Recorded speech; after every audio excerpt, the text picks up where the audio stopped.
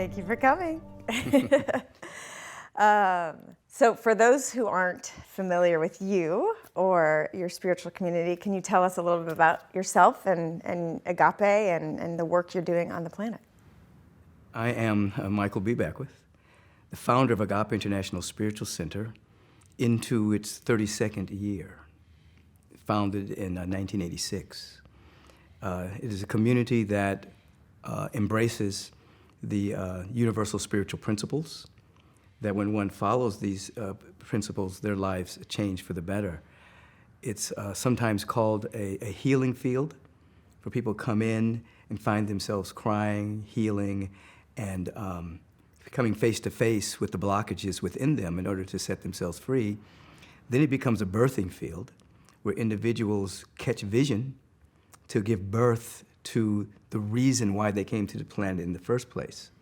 So it is a magnificent, diverse, inclusive community, probably one of the most inclusive communities on the planet, because everyone's there, all walks of life, gender, ethnicity, religious backgrounds, all come to celebrate this divine presence that's never an absence by whatever name you choose to call it.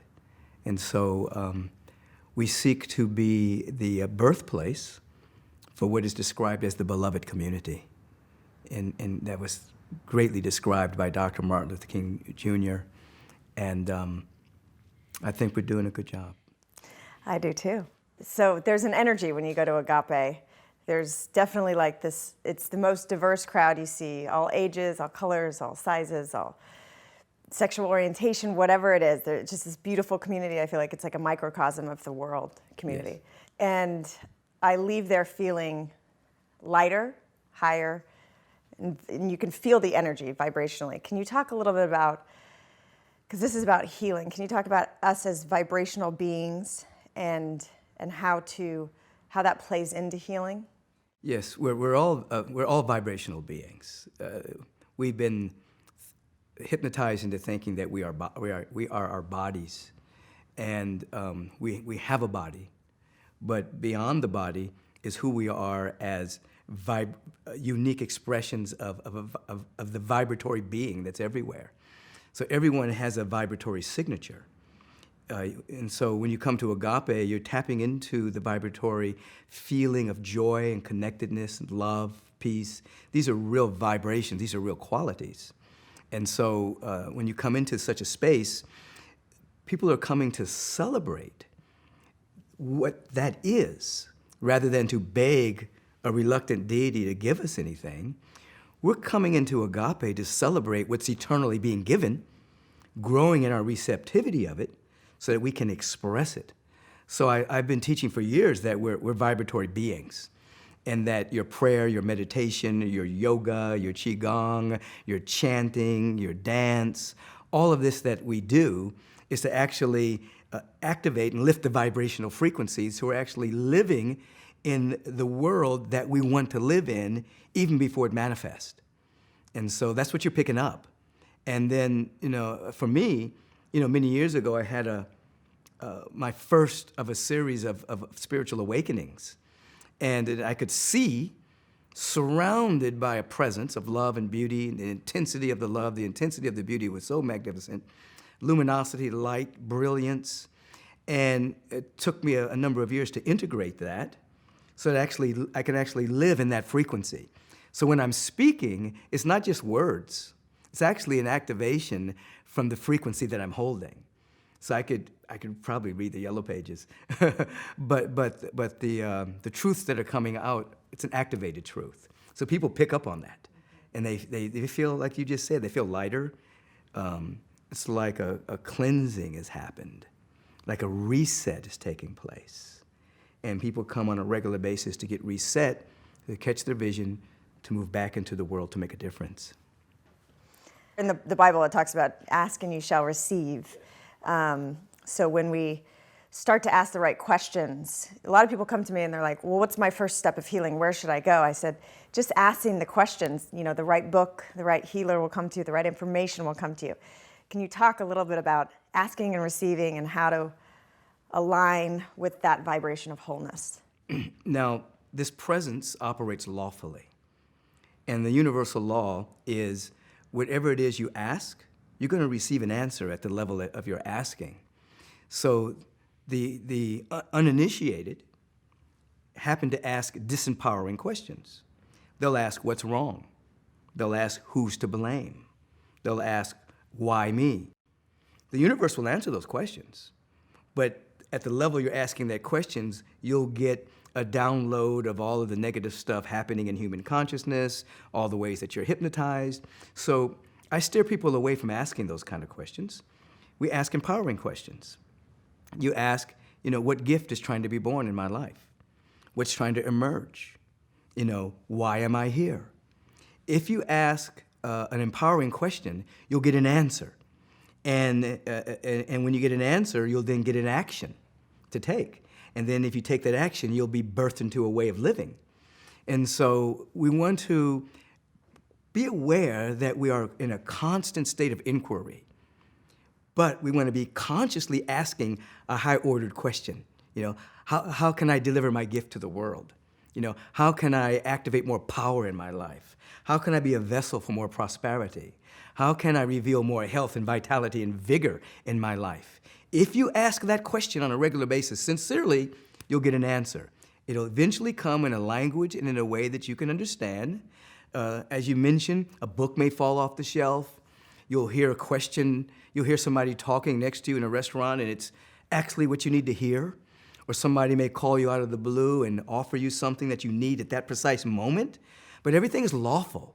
In the beginning, it seems like coincidence. But ultimately, you'll see that it's serendipity. It's grace. And it's always happening, but your question is clearing your perceptual windows so that you can see what's happening all the time. But it's been blotted by your immature and your disempowering questions. Yeah. So I've also heard you say, and I love this, especially when it comes to healing. So many people are in physical pain or have physical things showing up in their life, like a tumor or diagnosis. You've said the pain pushes until the vision pulls. Yes. Can you help people make that pivot or explain what that means? The universe, which is the outpicturing of the order of the mind of God or the mind of the presence, the universe is always expanding. Even when it contracts a little bit, it goes back to expansion. So we say that the universe is progressive. Everything is going to higher and higher frequencies. So if you're stagnant in certain areas of your life, you're actually pushed by pain. The universe seems that it's pushing you because you're stagnant. And that'll continue to happen until you're actually pulled by a higher vision. We want to be able to articulate a vision for our life, a vision of how we're going to be in service, a vision of how we're going to deliver our gifts and talents and activate our capacities. And so until you're pulled by a vision, then you find that you're nudged and you're pushed by pain. So it's not personal. There's not a deity saying, you're bad, and I'm going to give you some pain and some punishment until you're good. No, that's an immature way of looking at the presence. The presence is lawful. Everything is moving forward. And what we're seeking to do in our awakening is to embrace the evolutionary impulse of the universe, to embrace it and say yes to it, so we become pushed less and less, pulled more and more. So you literally wake up and you're like pulled by your vision. You see what you want your life to be about. You walk in that direction. The choices you make are in that direction. You can say to yourself, if what I'm about to say, eat, do, is that in alignment with my vision? Yes or no? No, it's not. I'm not going to do that. I'm not going to say that. I'm not going to eat that. I'm not going to do that. This is in alignment with my vision. So your actions start to be in alignment with the vision that you're learning to articulate, and then you find under grace that you're pulled. It's like a buoyancy starts to happen. It's like grace. It's like, ooh, things are working out, and I'm working less and less hard.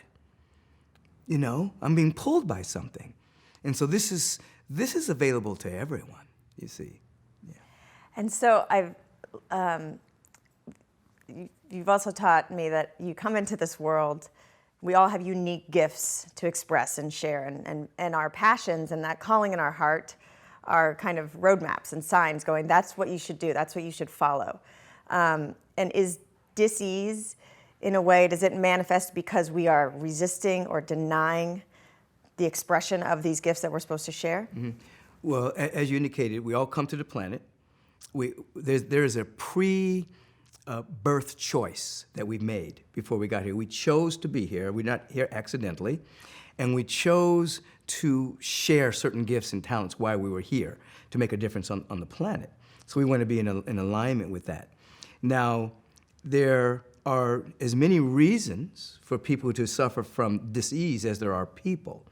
Sometimes an individual is out of alignment with their pre-birth choice. There's an environmental milieu that we're involved in as well. There's a lot of toxicity on the planet. You combine that toxicity with toxic thinking, you produce a condition for dis-ease, which becomes a signal for you to look at that and to change something in your life. And so there are, this is kind of a slippery slope, because there's not like a one-to-one, this person has this disease, therefore this is the reason why. Because you can have 7 people with the same diagnosis that have 7 different reasons for that diagnosis, you see. But there are principles behind it all. So a number of years ago, I was sitting with Oprah Winfrey, and she was asking me, before the light went on, before it was like, go. She said, Michael, I'm going to ask you why do bad things happen to good people? You only have 30 seconds to answer. She said, you can't teach a class. I said, whoops. So I opened myself up to a possible answer to this. And so she asked the question, Michael, people want to know, why do bad things happen to good people? And I said, Miss Winfrey, there are windows of manifestation. The first window is we're having a direct experience of our beliefs, thoughts, opinions, and perceptions that become a feedback. We actually experience what we believe. That's the first window. Many people know about that window. The second window is the window of lesson. So let's say you have a prayer and you want to manifest more prosperity in your life, or more confidence. So you will be prepared to receive that blessing. So you might have to learn some lessons along the way. And in learning those lessons, you may not like those lessons. They may not feel good. You may think you're being picked upon, but you're actually being vibrationally prepared to receive what you've asked for. So that's the second window. It's called lesson. The third window is called blessing. Many people in their pre-birth choice said, I'm coming to Earth, but I'm going to help lift the compassion meter on the planet, which means I might go through some suffering, not because it's my karma, but because I want to lift the human race. So there are people that have arrived on Earth that actually take on certain things so that people will learn, oh, we don't want that to happen on the planet anymore. We don't want another Holocaust. We don't want another African Holocaust. We don't want another slavery. And so it begins to lift the consciousness of the planet. We don't want child labor, you see. It lifts the vibration of the planet. People to say, we don't want that anymore. So sometimes people take on something in order to lift the vibration. That's window number 3. It means people have come to be a blessing. Window number 4 is, as long as there are thought forms of lack, limitation, scarcity, separation that's moving through the human consciousness, someone will experience that until they wake up. Similar to number 1. We experience our own thinking, but it's on a groupthink vibration. So yeah, we have a pre-birth choice, and we experience our thinking, and then there's some subtleties to that as well. Mm-hmm. Yeah. How do we navigate that fine line between being co-creators with life and responsible for what we're thinking and feeling and our beliefs about life, because they will dictate our experience to a certain extent, but then not feel like we're to blame or feel guilt and shame if illness or scarcity or some major challenge shows up in our life? Yeah. Like, oh, I created this, and beat ourselves up. It's a very good question. First of all, we're aware that a thought is a unit of mental energy. And energy is never created or destroyed. Energy transmutes, just like ice can transmute into water or transmute into gas based on the condition. So our thinking transmutes into experience, or it transmutes into perception and experience. So with that as a fundamental teaching, we navigate that through context determines our perception. So we teach people that they're living and moving and having their beingness in a progressive universe that's for us. We're not living in a universe that's against us. So we begin by understanding that life is for us and not against us. We have to have that as our bottom line. As we begin to articulate our vision, we start to walk in that direction. So we're co-creating with the progressive universe. Now, what we don't do is shame ourselves, blame ourselves, go into a deep sense of guilt if something happens. I teach people never to say to people, oh, how did you create that in your life? Because that creates a level of shame. Those are immature questions that neophytes ask in the beginning. Instead, you can ask something like, what is the meaning of what appears to be? What is the meaning of what appears to be happening in my life now? If you ask that question, you start to go underneath, without blame, to see what was going on, what was being cleansed, what thoughts were we having. You can begin to ask it in a much more gentle way. People have to understand that we're all growing, we're all unfolding at our own pace. There's nothing inherently wrong with us. There's something inherently right with us. And so we want to coax ourselves into a greater awareness of what's right rather than what's wrong, so that what's right, what's eternal, what's forever, begins to be the activity of our awareness. But it's a good question because so many people take themselves down the rabbit hole of, look what I did, I made this big mistake. And the ego will take that and use it. The ego doesn't care whether you're being egocentric and saying, I'm the greatest, or whether you're saying, I'm the worst, as long as the attention is on you, you see. So we don't want to give it too much to work with. Right. Yeah, so fear and victimhood is often where one might go if they get a really terrible diagnosis. How can we, I think you've said before, like the potential is always bigger than the problem. How can we break out of that victimhood and not let anyone tell us what's possible for our life? Yeah. First of all, there's a difference between diagnosis and prognosis. So diagnosis describes your symptoms and what the possible issues are, but the prognosis is up to you and this great presence in your practice of using these universal laws. So you thank the individuals giving the diagnosis. You're grateful you got a diagnosis, whatever that is. Oh, that's what that pain is. Thank you very much. Now the prognosis is up to me. So you have to self-empower.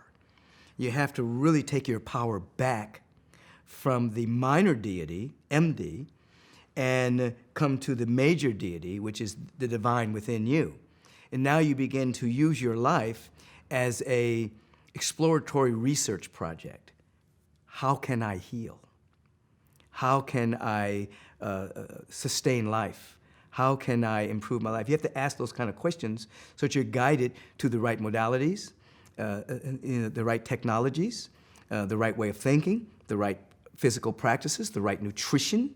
You take yourself on as a research project, you see. And if you take yourself on as a research project rather than a victim just succumbs. Oh my God, I just got a diagnosis and a prognosis that I only have 2 years to live. Oh my God, or, okay, I'm taking this on as a research project. Recently, it came to my attention, a friend of the family's got a diagnosis and a prognosis. And the prognosis was, say goodbye to your family. You might have 3 months. So because there was nothing else that they could do for her in that particular realm, she went to a more holistic. She said, well, I have nothing to lose. I got 3 months, I have nothing to lose. And she began to clean her body. She began to do other modalities. She began to do, organic vitamin C. She began to do ozone. Now that was 2 years ago. She's still here. So she said, I have nothing to lose. Let me do something else. And she began to clean out her body. She stopped eating sugar. She stopped eating a lot of meat byproducts. She went very deep into another path. And her body started to respond. And that was a couple of years ago. She's still hanging around. She's still improving. So she took the diagnosis, but she didn't take the prognosis. And so far, she's gotten 2 years more with her kids. From 3 months to 2 years. I don't think that's a bad deal.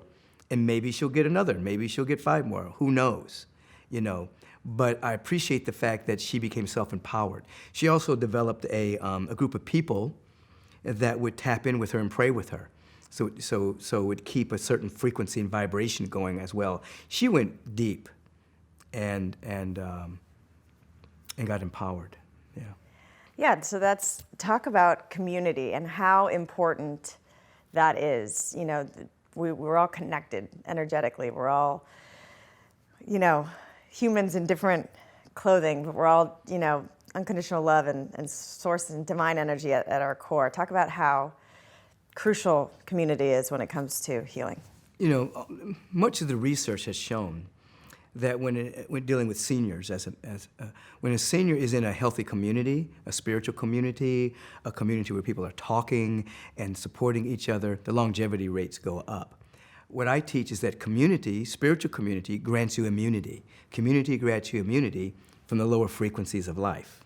And so the kind of community we're talking about are a community that has conversations about possibility, potential, creativity.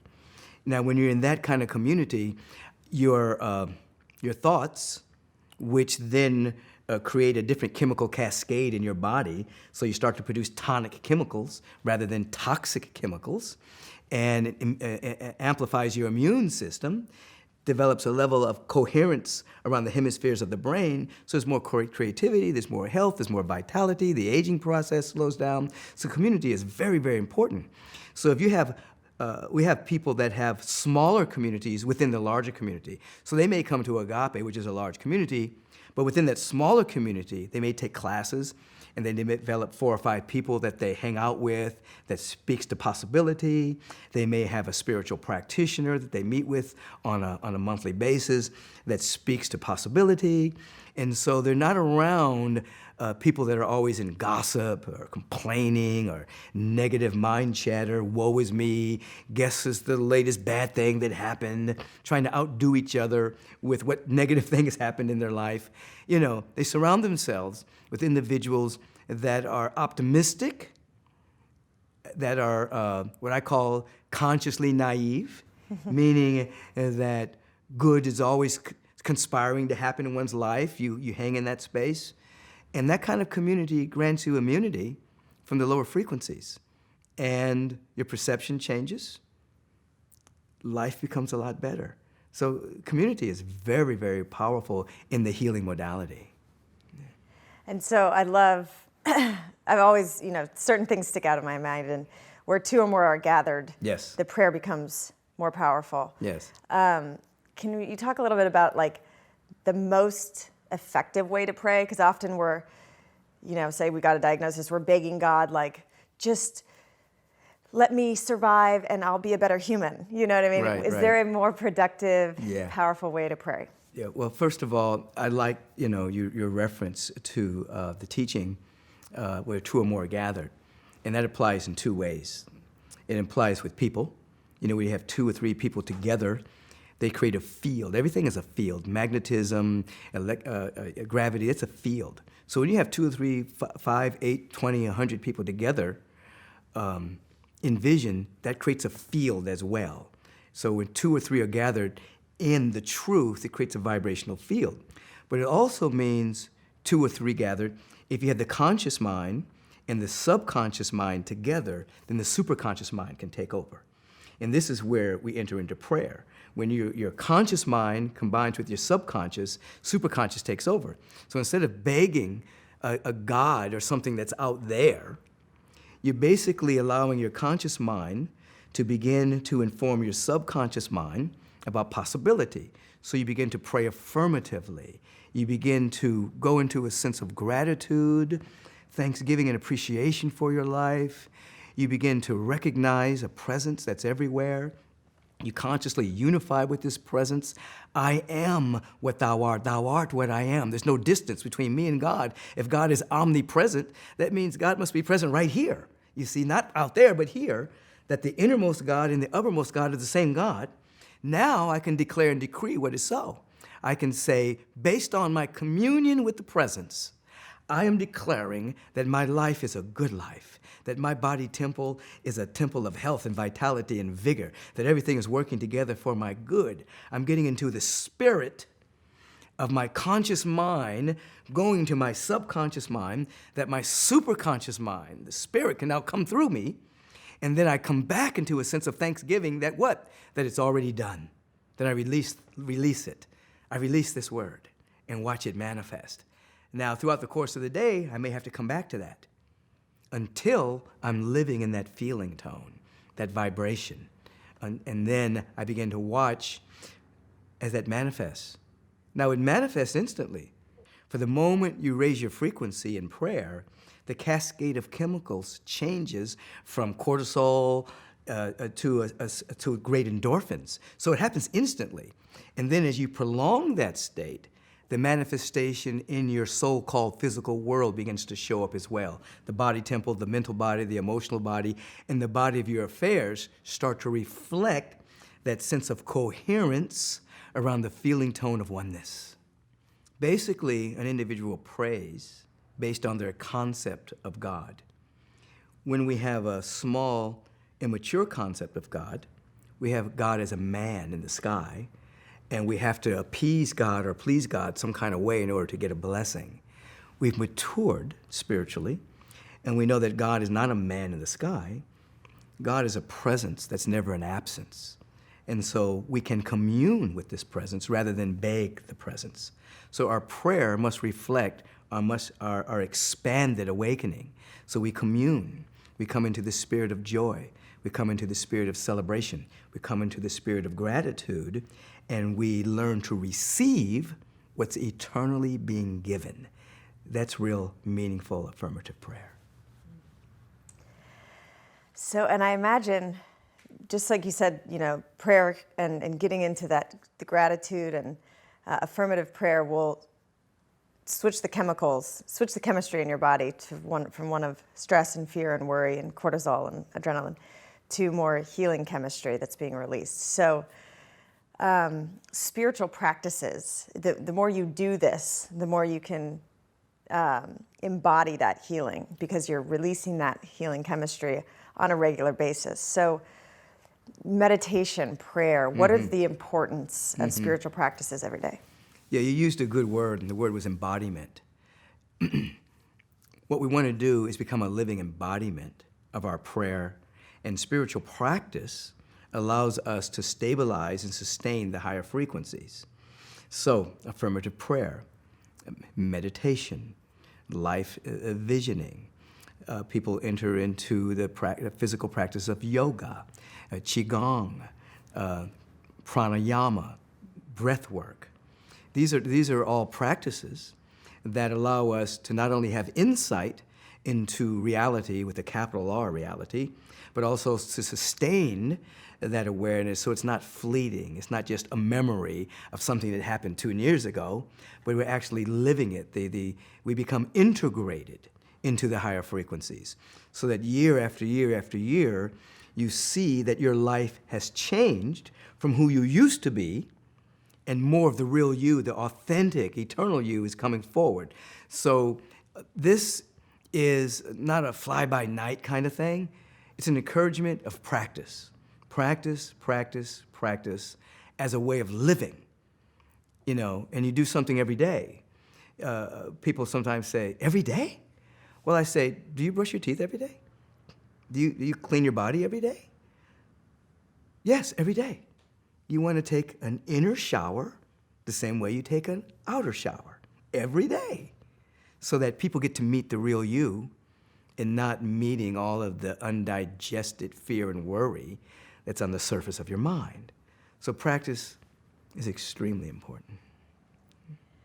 So again, when we are in fear, we're very attached to the physical. Like there's a tumor in my body, there's a diagnosis, there's a prognosis. I love when, the way of looking at life, that the challenges we experience are to make us grow. It's pressure, it's fire, it's alchemy to make us grow into our greater self. So you often mention an illness could be a cosmic 2x4 knocking you over the head. And you've gotten little signs along the way that maybe we've denied or resisted or ignored until we get something like a major diagnosis that forces us to look and forces us to grow. Can you talk about disease as a wake-up call? Yeah, disease and all challenges can be a wake-up call. As I said earlier, the universe is progressive. It's moving forward. It's expanding to reveal the infinite nature of the presence. So when we're stagnant, we get little 2x4s. And so the disease, the dis-ease, something is not in ease in our body temple. It can be a thought form. It can be the pressure from bad nutrition or lack of nutrition. It can be the result of not moving the body, becoming stagnant, so the energy is stagnant, there's no exercise. And so as that stagnation creates the condition for disease, we don't look at it like, oh, somebody's doing something to me. Look at it like, what's the meaning of this? Let me wake up. When was the last time I had a good glass of water? I've been drinking all these carbonated sugar waters. Maybe I need to drink some water. Maybe I need to eat a vegetable. maybe I need to walk around the block. Maybe I need to meditate. Maybe I need to study. Maybe I need to get into a community. Maybe I need to pray. Yeah, it's all waking up. Challenges ultimately activate the latent potential that's within us. Everyone has infinite potential. There aren't special people. They're just people who use their challenges to grow and to practice.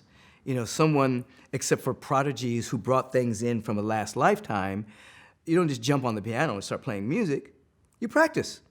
You practice. You practice. And then one day, noise becomes music.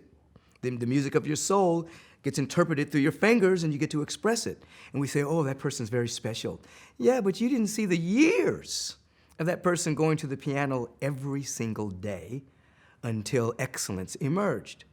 So we practice. We practice. We practice. Embodiment takes place. And then people say, how do you stay peaceful when all these challenges are going on in your life? Practice, practice, practice. How do you stay in joy when you just heard this bad news about what's happening in the country or what's happening in the world or what's happening in your family? Practice, practice, practice until you're able to maintain that awareness in spite of and sometimes even because of the challenges that we're facing. So say a loved one that is facing a challenge, is facing a serious disease, and they may not be open to some of the principles that you teach. They may not even be open to holistic or alternative methods. They just want to go to their specialist and take the prognosis at their word and begin that downward spiral. How do we, as someone who loves and cares about them and wants them to thrive, how do we get them to see the light? The idea is that we have to love our loved ones. That's the first frequency.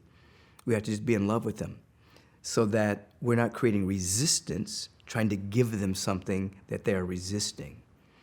In one of the scriptures, it says, do not cast pearls before swine, meaning that if you throw some valuables to a pig, the pig doesn't want that. The pig wants food, wants garbage or whatever.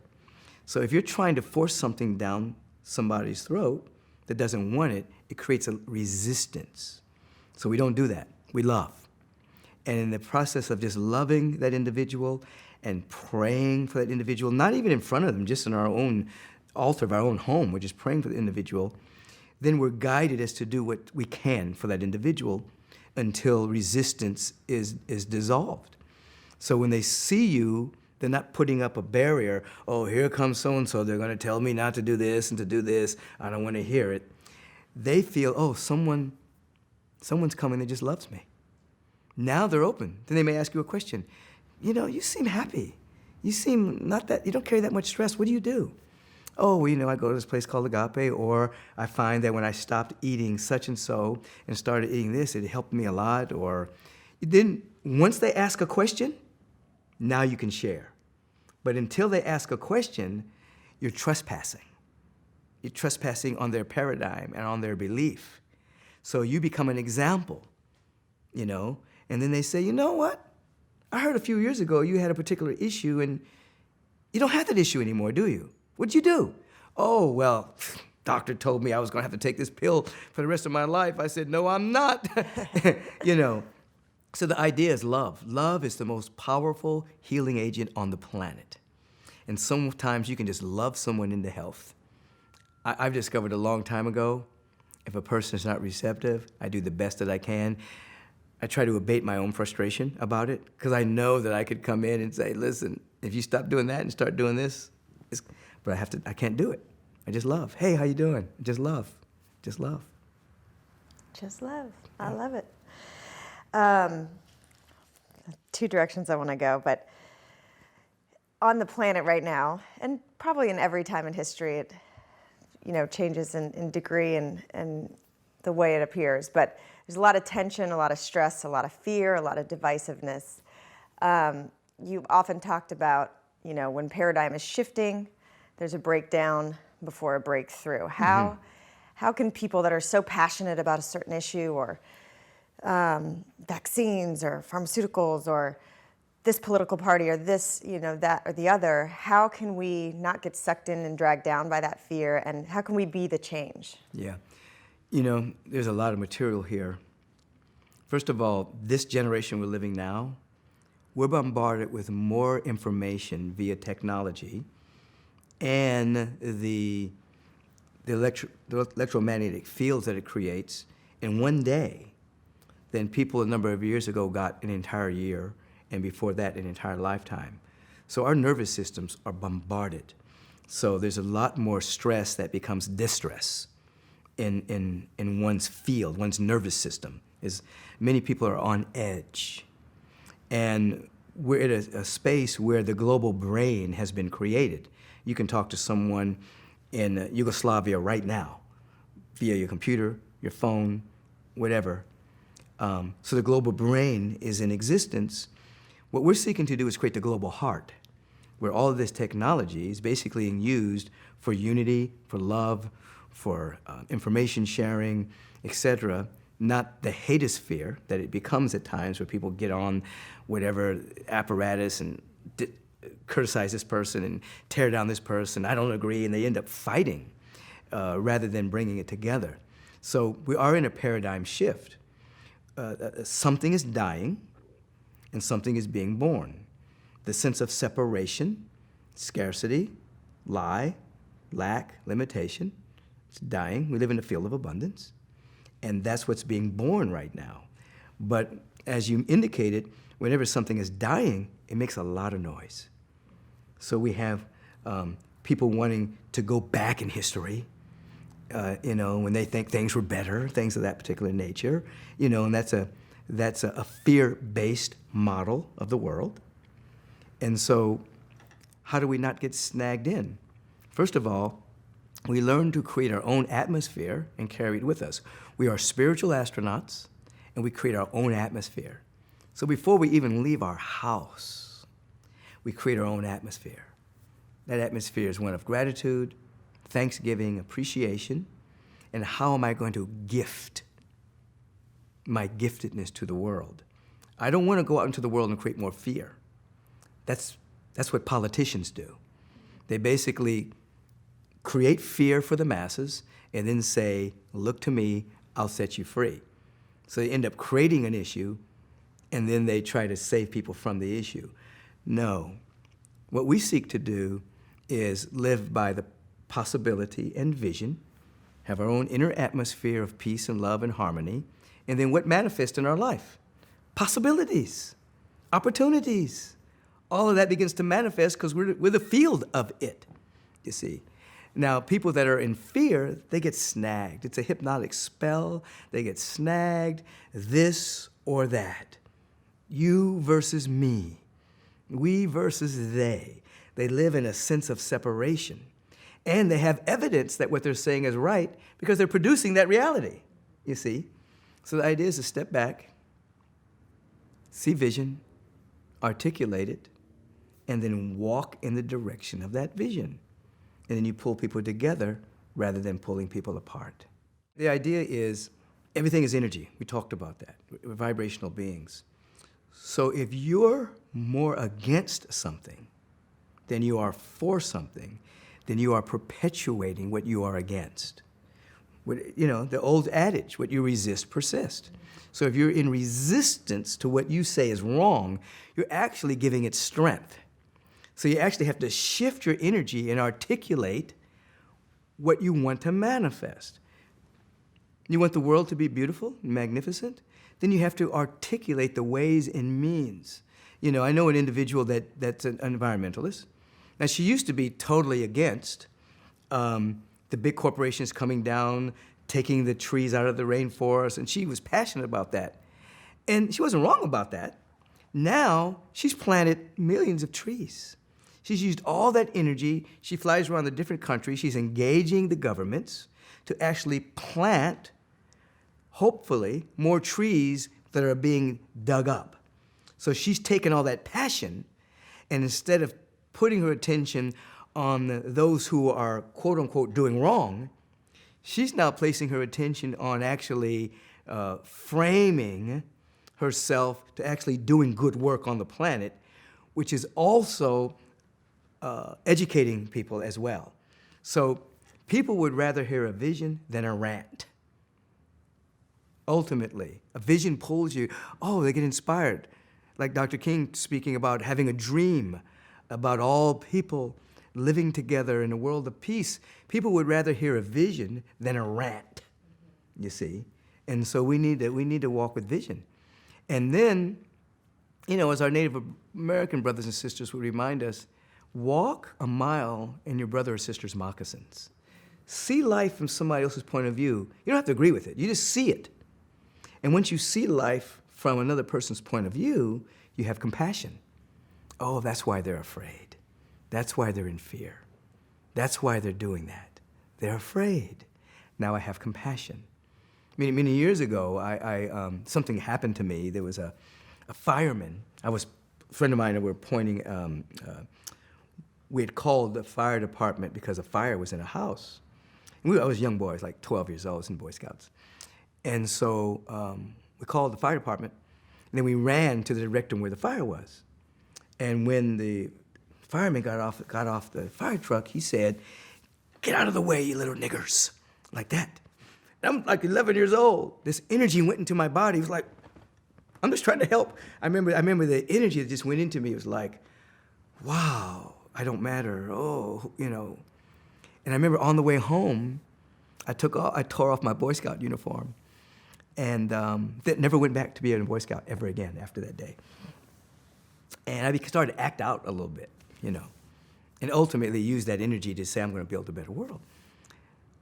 But later on, I did a lot of forgiveness work around that fireman. And one day, I'm in meditation, and for some reason, this fireman comes into my mind again. And I said to myself, I forgave this guy a long time ago. Why is he coming up now? All of a sudden, I said, okay, he's here. Let me forgive. So I did my forgiveness work.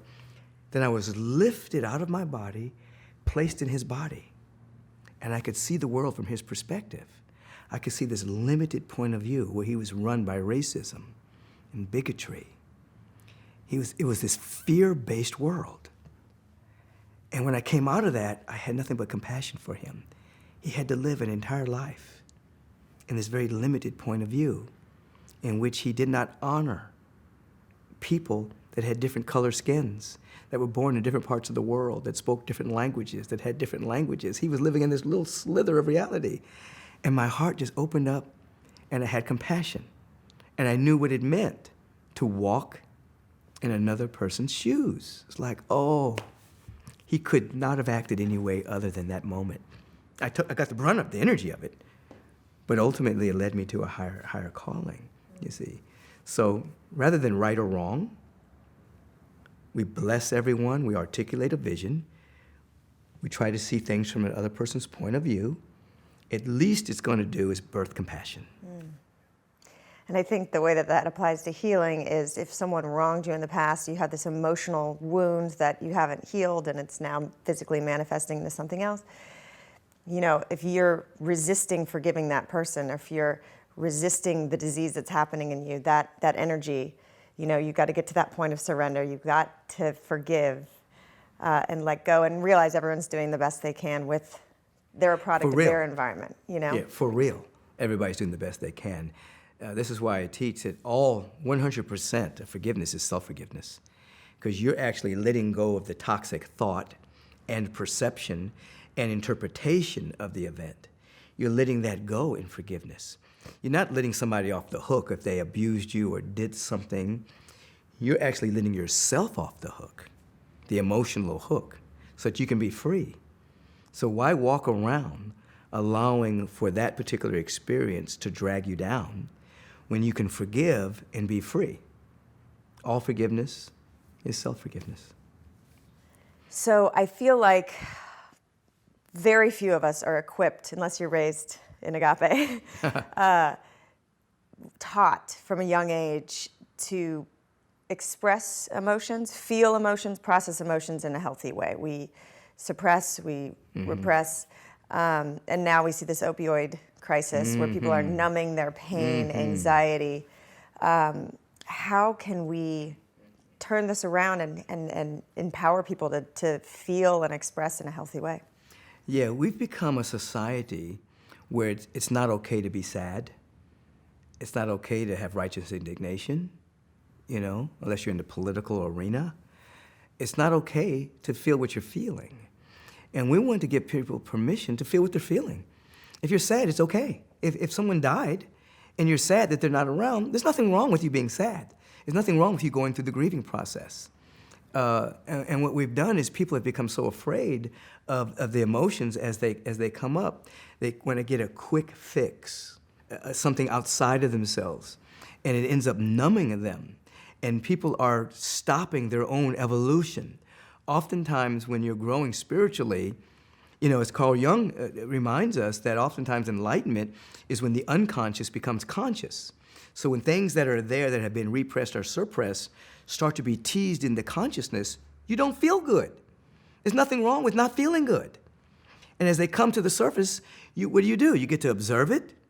Your observation changes it on a subatomic level. You get to embrace it. You get to release it. You get to understand it. You get to be free. But if you suppress it or repress it, then it's still in you. Even if you take a drug and you don't feel it for a while, it's still operating. And eventually, it has to surface. An explosion, depression, suicidal thoughts, a disease. Everything is energy. It's going to be transmuted some way, somehow. So what we want people to do is take responsibility for their life, not blame. Take responsibility. Feel what you're feeling. It has a message for you. The emotions are the subset of previously held thoughts, beliefs, and perceptions. They become emotions, you see. You cannot have an emotion unless you've had a perception. In other words, if a snake rolls through here, you have to have some kind of perception that the snake might be dangerous. If you've been raised with snakes, you know, say, oh, snake, you know. But if like you think all snakes are dangerous, still, oh my God. So you've had toxic chemicals roll through your system. You've had an emotional reaction to a perception. So your emotions are very valuable. They're giving you a previously held perception that what? That you can change. But you can't change it if you suppress it all the time, you see. Yeah, so a common perception that some people might have are, I'm not good enough, I'm not lovable, and these things will dictate emotions that, if you're never feeling them, you know, by the time you're 30, 40, 50 years old, they're going to express in a big, painful way, right? Absolutely. People carry an existential dread, and they carry perception of a lack of self-esteem, self-love, lack of self-appreciation. That creates a filter over life. They're looking at life through this filter. It's like looking at the sun through the clouds and thinking the sun's not shining. The sun's perpetually shining, but you're looking at the cloud. So people are looking at this content, lack of self-love, lack of self-appreciation, lack of self-worth, and they're thinking that the spiritual sun's not shining. I'm not good enough. No, I'm the exception. God is everywhere except here.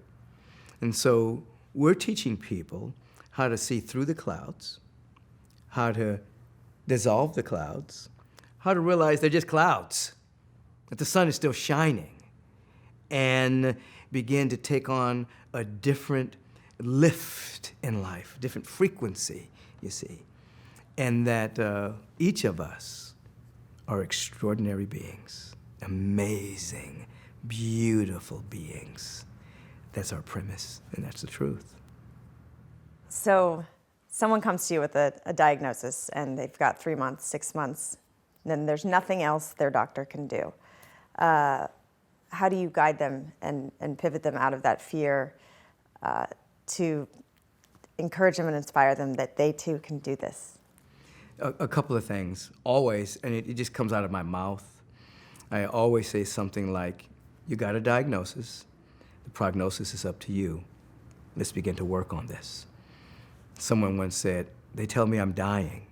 I said, well, we're all dying. All they said to you was yours is speed it up a little bit. Let's see if we can slow it down, you see.